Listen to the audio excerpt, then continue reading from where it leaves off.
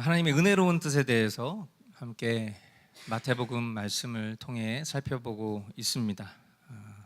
마태복음 강의 46번째 시간 70번을 7번이라도 라는 제목의 말씀 가지고 마태복음 18장 15절부터 35절까지 하나님 말씀 전하도록 하겠습니다. 신앙생활 하면서 저와 여러분들에게 있어서 중요한 것들이 몇 가지 있죠. 그 중에 하나가 바로 성도 간의 교제라고 생각합니다.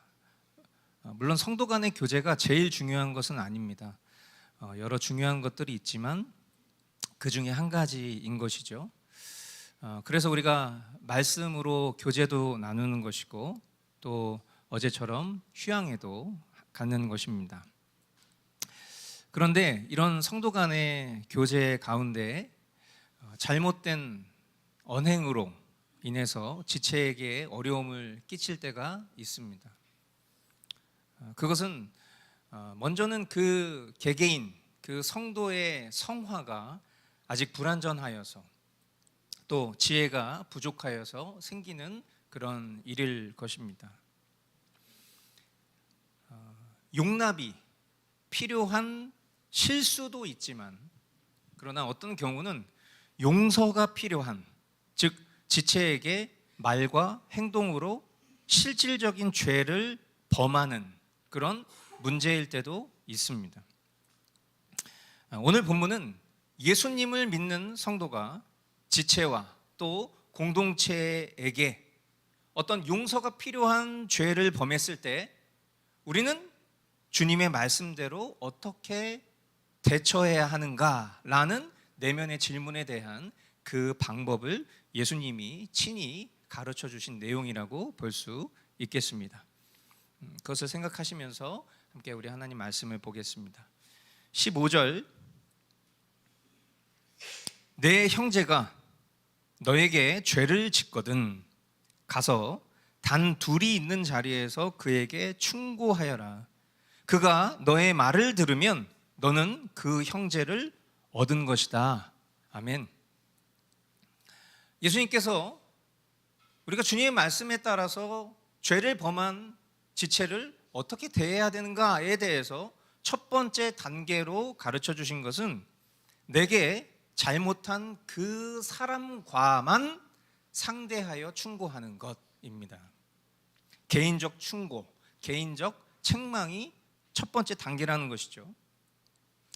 여러분 한번 여러분의 상황 가운데, 저는 개인적으로 이 교회에 8년 동안 사역하면서 성도 간의 어떤 크고 작은 문제가 거의 없었다라고 말해도 무방할 만큼 우리 교회는 제가 생각했을 때는 인품과 또 신앙의 성숙이 많이 되신 그런 분들이 모였다라고 생각합니다. 그래서 뭐 말실수 또 어떤 말로 인해서 다른 누군가에게 소위 뭐 시험 들게 한다던가 그런 경우들은 거의 없었던 것 같고요. 아마 저만 잘하면 되지 않나 싶을 만큼 그 정도로 참 성숙하고 건강한 교회라고 생각합니다만, 그러나 한번 여러분들이 이런 상황들을 떠올려 보시면 좋겠어요.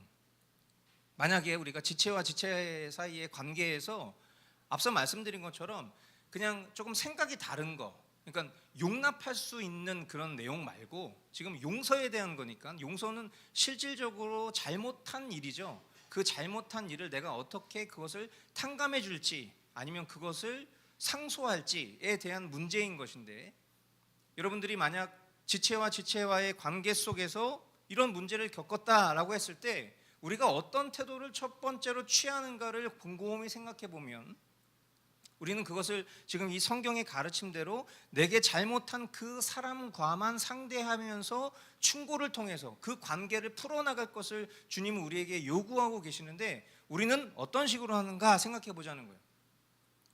아마도 많은 분들이 다른 사람한테 알리고 전하는 것을 즐거워하는 그런 죄성이 있지 않나라고 생각해 봅니다. 그런데 우리는 스킬적으로 굉장히 성숙했죠. 그래서 제가 긴히 좀 상의할 게 있는데요, 또는 기도 제목을 요청한다, 이런 식의 표현을 빗대어서 얘기하고 싶어 하는 거죠. 실상 내게 잘못한 그 지체를 폄하하고 싶고, 또 누군가와 험담하면서 그 사람으로 하여금 지지를 받고자 하는 이런 잘못된 태도가 우리의 삶 가운데 있지는 않은가 돌아보는 것이죠. 이것은 죄 지은 지체를 주님의 말씀에 따라 조치하려다가 자신도 죄를 짓는 격이 된다는 것을 여러분들 아셔야 합니다. 주님은 명확히 내게 잘못한 그 사람과 단둘이 있는 자리에서 충고하라, 그렇게 말씀합니다. 이렇게 하면 굉장히 시간이 들고요, 또 수고스럽습니다. 또 잘못하면 마음 상하는 언행을 한 번 더 경험하게 될지도 모르겠어요. 그럴 거면 그냥 모른 척하고 뭐 없는 사람인 것처럼 치고, 또 심지어는 그냥 손절하면서 사는 것이 훨씬 더 쉬운 일일 것입니다. 그러나 주님은 내게 잘못한 그 사람과만 상대하여서 그에게 충고하라, 그렇게 말씀하시죠. 이것이 그 지체를 사랑하고 그를 아끼는 성도의 바른 태도이기 때문입니다. 그리고 만일 그 지체가 너무나 감사하게도 이런 나의 진심을 알고 이 충고를 기꺼이 받아들이면 주님은 뭐라고 말씀하시죠? 그 지체를, 그 형제를, 그 자매를 얻게 되는 것이다 라고 말씀합니다. 이것은 서로 사랑하라는 주님의 명령과도 부합하기 때문이죠.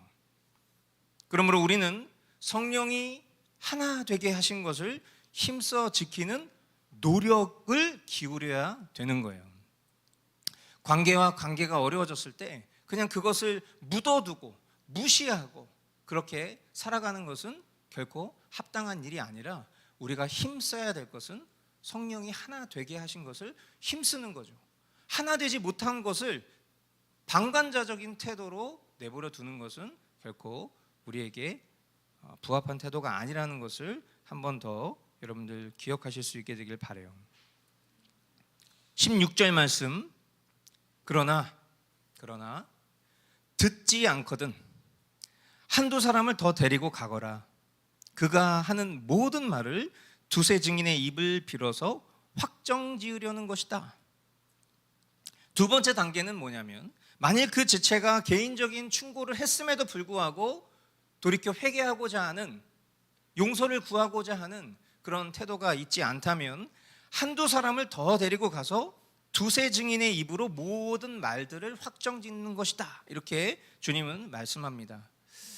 우리는 보통 이런 것들을 삼자대면 이런 식으로 부르기도 하죠. 그런데 여러분, 제가 이제 삼자대면 이렇게 딱 표현했을 때 여러분에게 딱 듣는 인식이 어떻습니까? 긍정적입니까? 부정적입니까? 부정적이죠.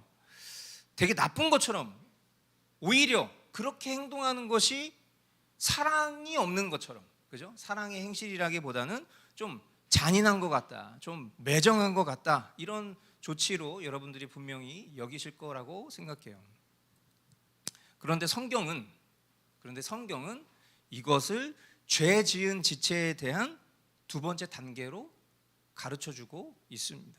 한마디로 우리가 좋아하는 표현이잖아요. 성경적인 거다, 성경적인 거예요. 하지만 이것이 우리에게 좀처럼 쉽지 않으니까 첫 번째 단계도 쉽지 않고 두 번째 단계도 쉽지 않고, 그러니까 우리는 보통 이 관계를 개선하기 위한, 지체를 품고 사랑하고 용서하기 위한 그 어떤 노력도 기울이지 않고 싶은 게 우리의 심산이겠죠. 이런 두 번째 단계까지의 조치를 취해서 만일 죄를 범한 지체가 회개할 수 있다면 참 좋으련만, 그럼에도 잘못을 시인하지 않고 죄로부터 돌이키지 않으면 주님은 세 번째 단계를 또한 말씀해 주고 계십니다. 17절 말씀입니다. 그러나 그 형제가 그들의 말도 듣지 않거든 교회에 말하여라. 교회의 말조차 듣지 않거든 그를 이방 사람이나 세리와 같이 여겨라. 아멘. 세 번째 단계는 만약 그가 두세 사람의 충고도 듣지 않으면 교회의 공동체에 말하라라는 것입니다. 교회의 공동체에 말하라라고 표현된 것은 아마도 교회의 목사와 장로들에게, 즉 당회에게 알려라. 우리로 생각하면 교회 운영위원회에 말하거나 혹은 회중 앞에서 말하는 것을 의미하는 것이겠죠. 이런 지경까지 와서는 안 될 것입니다. 그러나 이렇게 개인적 충고도 했고 또 두세 증인의 충고도 받아들여지지 않으면 결국 공동체에 이 죄 사실을 알리는 것은 피할 수 없는 일이죠.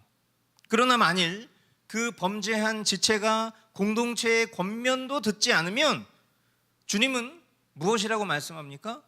그를 이방 사람이나 세리와 같이 여기라 라고 말씀하는 거예요. 즉 뭐예요? 성도가 아니다. 그 사람은 신자가 아니다. 교회의 회원, 교회의 지체가 아닌 것으로 여겨라 라고 말씀을 하고 있는 거예요. 한마디로 그런 자와의 교제를 끊어라 라고 말씀하고 있는 것이죠. 왜 그렇습니까? 안타깝지만 그는 더 이상 지체로 여겨 사랑의 교제를 나눌 대상이 아니기 때문이에요. 그를 교회 밖에 있는 사람으로 간주하여야 하고 성도들의 교제에서 제외시켜야 합니다. 우리는 이 과정을 권징이라고 부르고요. 그리고 이 방법을 치리라고 부르고요. 그리고 최종 치리는 결국 뭐라고 얘기하고 있어요? 출교라고 말을 하고 있는 것이죠. 이것이 지금 이 교회에서 이루어지는 치리의 과정입니다. 이것에 대해서 하늘 법정에서, 그러니까 영적인 거죠. 하나님께서 그 책임과 효력에 대해서 예수님이 이어지는 말씀을 통해서 다시 한번 가르쳐 주시는데요. 우리 18절 말씀 되게 유명한 말씀입니다. 한번 같이 읽어보도록 하겠습니다. 시작.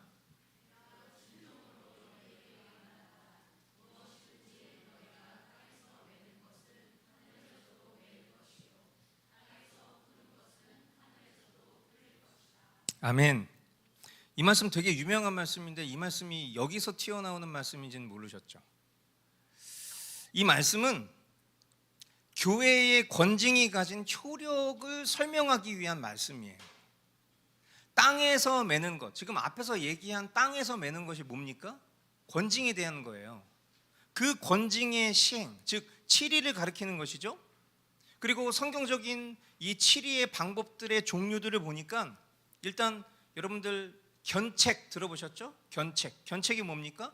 권면하고 책망하는 거예요. 그러니까 일단은 먼저 충고하는 거. 잘못했어. 잘못했다고 인정해. 이런 견책을 했음에도 받아들여지지 않습니다. 그럼 어떻게 하죠? 수찬 금지, 성찬에 참여시키지 않는 거예요. 왜? 성찬은 공동체가 영적으로 한 몸을 이루는 것입니다.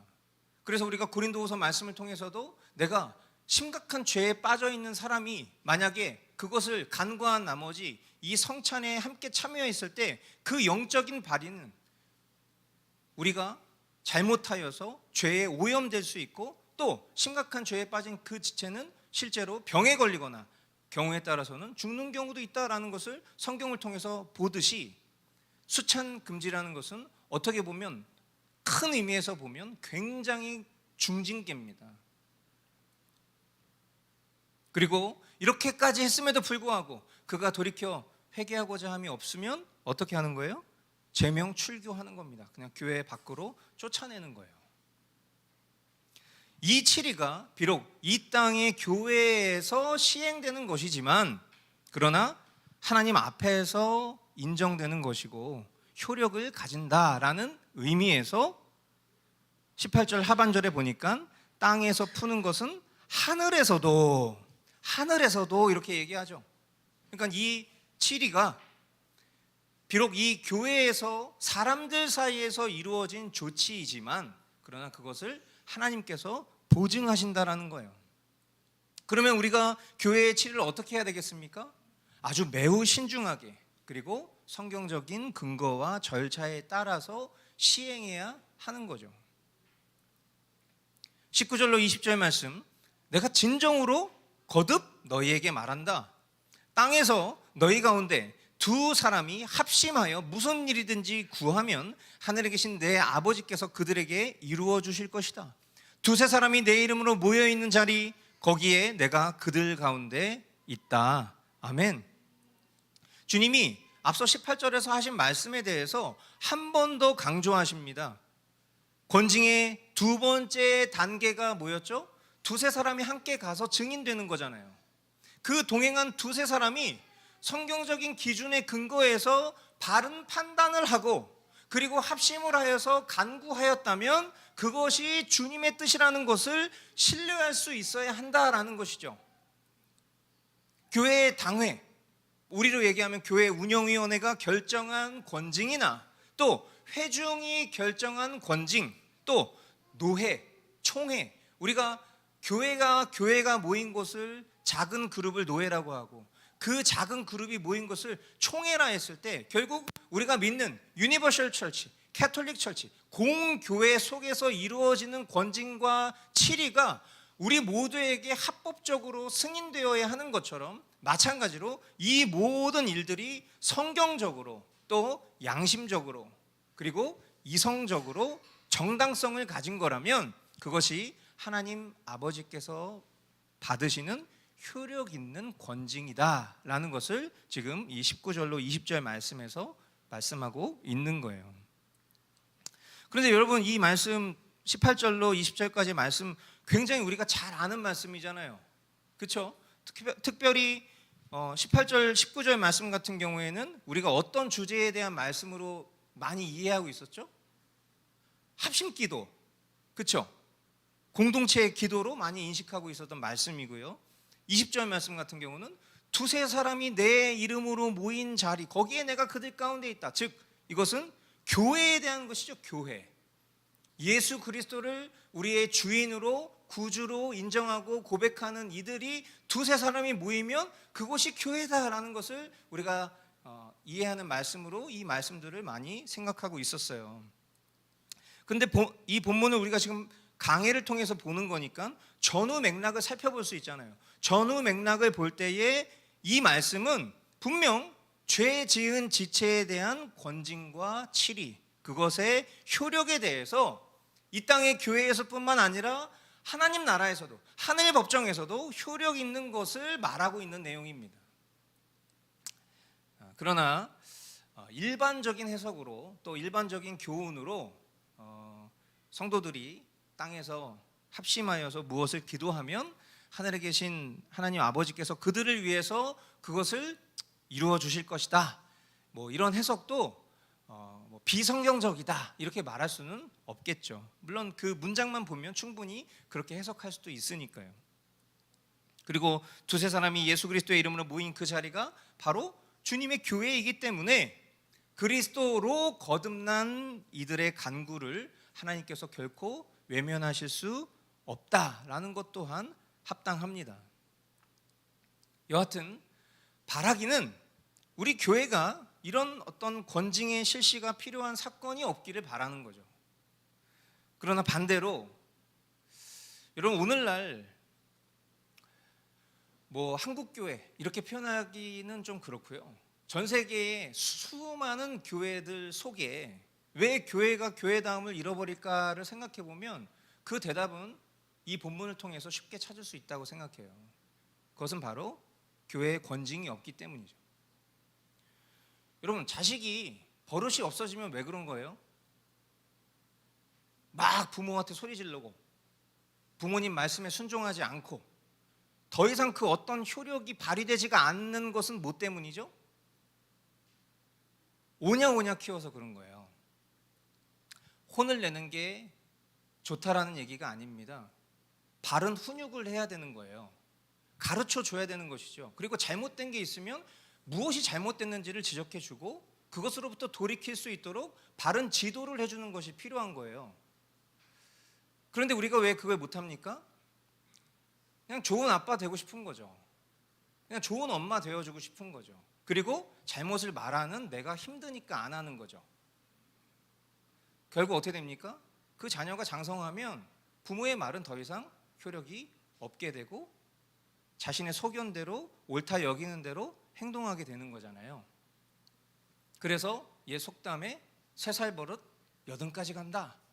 너무나 정확한 말이죠. 교회는 어떻습니까? 교회는 죄인이나 세리나 창기나 그 어떤 사람도 올 수 있는 곳이 교회입니다. 교회의 문턱은 낮아야 돼요. 누구나 들어올 수 있어야 됩니다. 그런데 많은 분들이 착각하는 것은 교회 문턱을 넘어 들어와서 그가 바른 신자가 되면 더 이상 그는 교회 밖에 있는 사람들처럼 살아서는 안 되는 거죠. 그래서 어쩌면 교회는 이 세상과 구별된, 그것을 우리는 거룩이라고 말하는 겁니다. 우리가 죄인이 아니라는 게 아니죠. 우리가 죄를 짓지 않는다는 게 아니죠. 우리가 완전하다는 게 아니죠. 그러나 완전을 추구하는 것입니다. 죄를 짓지 않는 것을 추구하는 것입니다. 바른 것을 추구하는 것입니다. 하나님의 말씀에 대한 순종을 추구하는 것입니다. 그런데 교회 안에 죄가 만연하고 지체와 지체 간에 분열이 일어나고 있는데도 불구하고 그것을 스스로가 해결하려 하지 않아요. 두세 사람이 그 일에 관여하고 싶지 않아 해요. 왜? 이기주의니까. 그냥 남들 어떻게 되든 그냥 나만 종교생활 잘하면 되지, 이런 생각하는 거죠. 아주 지독한 죄성입니다. 더 나아가 공동체가 그것을 눈 감아줍니다. 아유, 그럴 수도 있죠. 우린 다 죄인이니까요. 분명히 예수님이 우리에게 말씀해 주신 것대로 교회가 이 땅 가운데 스스로 자정작용할 수 있는 이 로드맵대로 그 일들을 정확하게 실천하고 실시하였다면 아마도 지금보다는 훨씬 더 우리가 신앙하는 교회들이 건강하고, 더 나아가 그런 공동체의 지체들이 세상이라는 공동체 가운데로 나아갔을 때에 분명 그 본연의 사명대로 빛과 소금의 역할을 감당할 수 있었을 텐데, 스스로 그 어떤 노력도 기울이지 않는 그런 삶을 살면서 세상 속에 나아가니 어찌 함부로 하나님의 사랑과 공정을 논할 수 있겠냔 말이에요.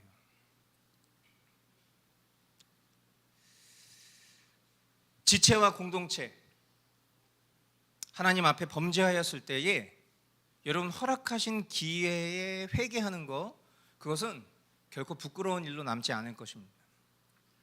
그러나 여러 차례 기회가 주어져도 회개함 없이 거짓과 그릇된 명예욕, 또 고집과 완고함으로 대한다면 그것이 하나님과 교회 앞에 부끄러운 일이라는 것을 깨닫는 지혜가 저와 여러분들의 있기를 소망합니다.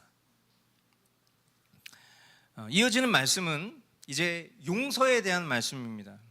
물론 용서는 앞선 말씀에 비추어 생각했을 때에 기본 전제가 있습니다.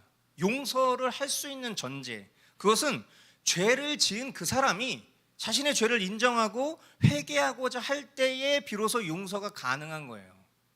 그것이 이어지는 말씀에 등장합니다. 21절로 22절 우리 한 목소리로 읽겠습니다. 그때에 베드로가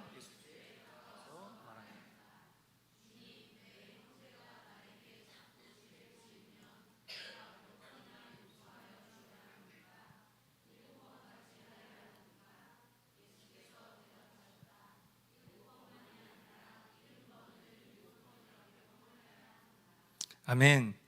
여러분, 이 용서에 대한 개념을 이번에 잘 정리하실 수 있게 되기를 바랍니다. 그러니까 우리가 어떤 잘못을 범한 지체를 그래도 사랑으로 품어야죠, 그래도 용서해야죠, 이런 말들을 덜어 들어보셨을 거고 여러분도 그렇게 생각하셨을 거예요. 그러나 용납과 용서는 분명히 다른 겁니다. 그리고 용서의 기준은 지금 이 말씀에서 이야기하고 있는 것처럼 내 형제가 나에게 자꾸 죄를 지으면 이란 상황 속에는 용서는 의미가 없는 거예요.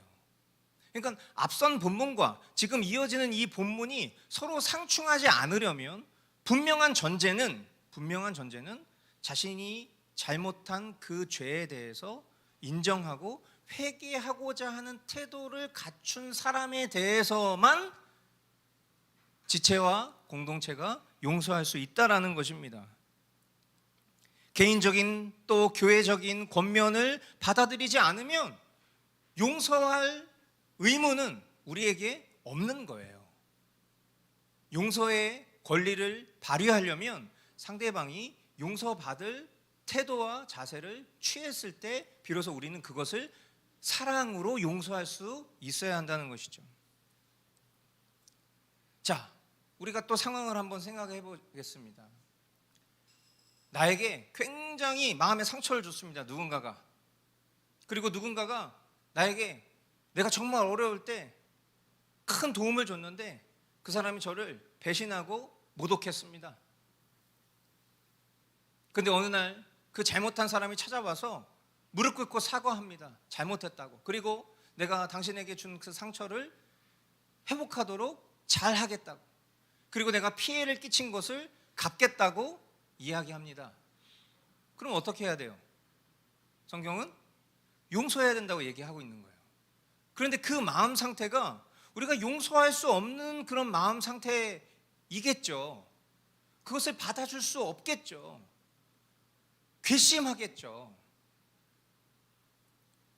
그런데 주님은 우리에게 그 사과하고 돌이키는 지체에 대해서 주님의 말씀처럼 70번을 7번이라도 해야 한다, 이렇게 얘기를 했어요.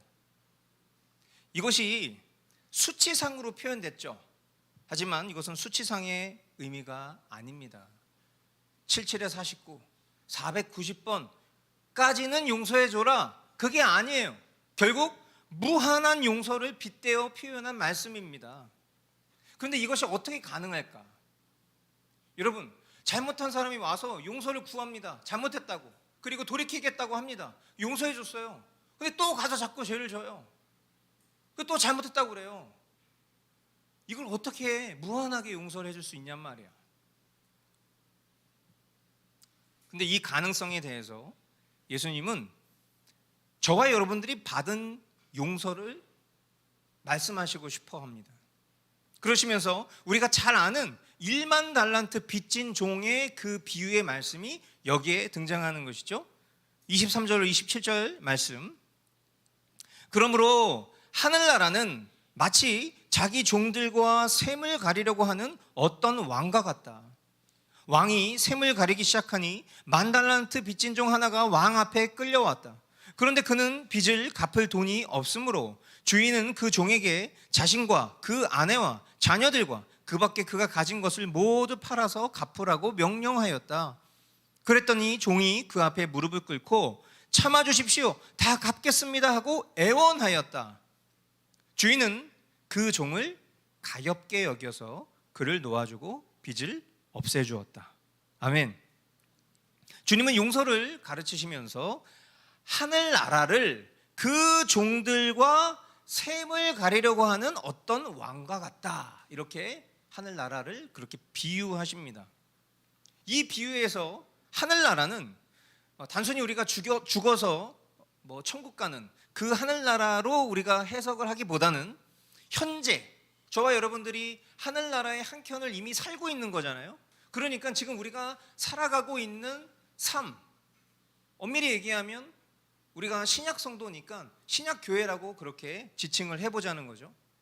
그리고 여기서 말하는 왕은 누구겠습니까? 당연히 하나님이시겠죠. 그리고 종들은 성도들을 가리키는 것으로 한번 생각을 해보자는 거예요. 여러분, 우리는 신약 교인으로서 현재적 측면으로 지금 실존을 살고 있습니다. 그리고 왕과 종들이 셈을 가리듯이 하나님은 그분의 백성된 교회의 성도들의 행위를 면밀히 바라보고 계시고 그것에 대해서 셈을 가리고 계신 거예요. 판단하고 계신 중이죠. 그리고 그 판단의 기준을 지금 우리가 이 말씀을 통해서 보았을 때 결국 그 판단의 기준은 뭔가 생각을 해보니까 탕감받은 용서의 수준이에요. 저와 여러분들이 탕감받은 용서의 수준이죠. 그것을 이제 비유적인 수치로 1만 달란트라고 얘기한 겁니다. 그러니까 저와 여러분들이 탕감받은 그 비유적인 수치가 1만 달란트예요. 그러니까 이제 보통 많은 목사님들이 이제 이거에 대해서 저도 그렇게 많이 설교했지만 1만 달란트, 그럼 한 달란트는 뭐 6천 데나리온이다. 뭐 6천 데나리온인데 한 데나리온은 노동자 하루의 품삯이다. 오늘날로 비유하면 그냥 오늘 뭐 쉽게 얘기해서 우리 하루 품삯이 10만 원이라고 가정해 봅시다. 그럼 10만 곱하기 6천 하는 거예요. 그럼 얼마 나옵니까? 한 달란트는 6억 나와요. 그럼 100만 달란트는 어떻게 되는 거예요? 1만 달란트는 어떻게 되는 거예요? 6조 원이 6조 원. 그러니까 저와 여러분들이 탕감받은 그 비유적 수치가 6조 원 수준입니다. 이제 이런 식으로 뭐 저도 그렇고 많이 설교하시죠. 근데 이런 셈법은 오히려 저는 좀 저급한 거라고 생각해요. 앞에서 얘기한 70번씩 7번, 77에서 49, 490 계산하는 거랑 똑같은 거예요. 490번을 말하는 게 아니라고 그랬죠. 무한한 거라고 그랬어요. 무한한 거. 결국 저와 여러분들은 갚을 수 없는 죄 사함을 받은 거예요.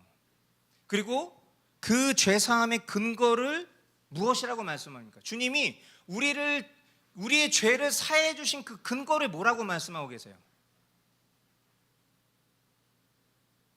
눈치가 빠르신 분들은 성경을 읽으시면서 이미 확인하셨을 거예요.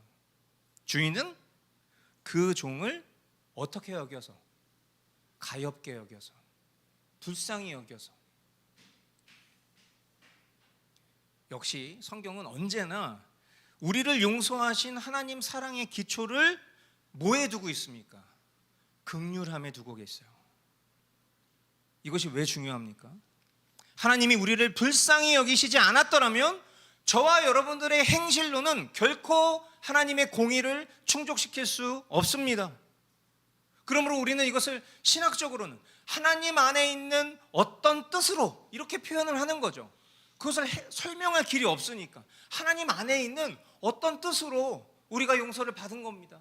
우리의 행실로 하나님이 판가름하셨더라면 우리는 그 하나님의 공의를 충족시킬 수 없었을 텐데, 우리가 은혜로 구원을 받았다라고 했을 때 그 은혜를 설명할 길이 없으니 하나님 안에 있는 어떤 뜻으로, 이렇게밖에 신학적으로는 설명할 수 없는 건데, 성경은 그것을 좀 더 명확하게 뭐라고 얘기해요? 그 어떤 뜻이 바로 긍휼함이라고 말씀하고 있는 거예요. 이런 은혜를 우리가 입은 겁니다. 이런 은혜를. 우리가 불쌍해 보입니까? 저는 제가 봤을 때 제 자신뿐만 아니라 하나도 안 불쌍해 보여요. 불쌍한 척은 되게 잘해. 그냥 내가 좀 불리하면 막 불쌍한 표정 짓고, 그냥 애들 같은 거죠.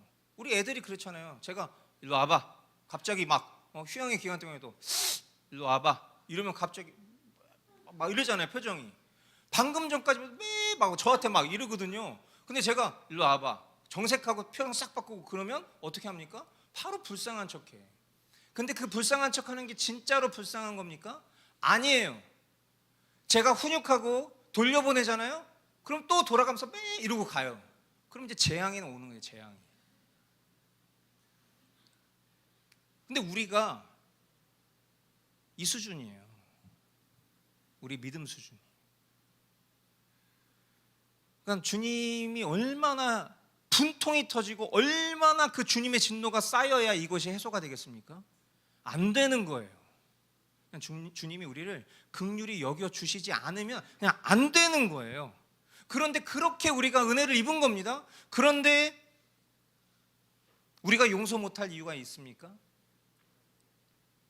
주님도 없으신 이유가 은혜 입은 죄인에게 존재할 수 있겠냔 말이에요.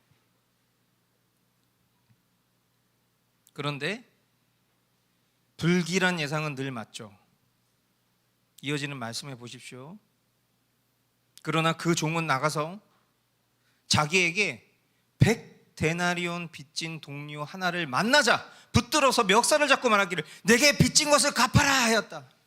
그 동료는 엎드려 간청하였다. 참아주게 내가 갚겠네. 그러나 그는 들어주려 하지 않고 가서 그 동료를 감옥에 집어넣고 빚진 돈을 갚을 때까지 갇혀있게 하였다. 다른 종들이 이 광경을 보고 매우 딱하게 여겨서 가서 주인에게 이 일을 다 일렀다. 그러자 주인이 그 종을 불러다 놓고 말하였다. 이 악한 종아, 네가 애원하기에 나는 너에게 그 빚을 다 없애주었다. 내가 너를 불쌍히 여긴 것처럼 너도 내 동료를 불쌍히 여겼어야 할 것이 아니냐? 주인이 노하여 그를 형무소 관리에게 넘겨주고 빚진 것을 다 갚을 때까지 가두어 두게 하였다. 너희가 각각 진심으로 자기 형제 자매를 용서해 주지 않으면 나의 하늘 아버지께서도 너희에게 그와 같이 하실 것이다.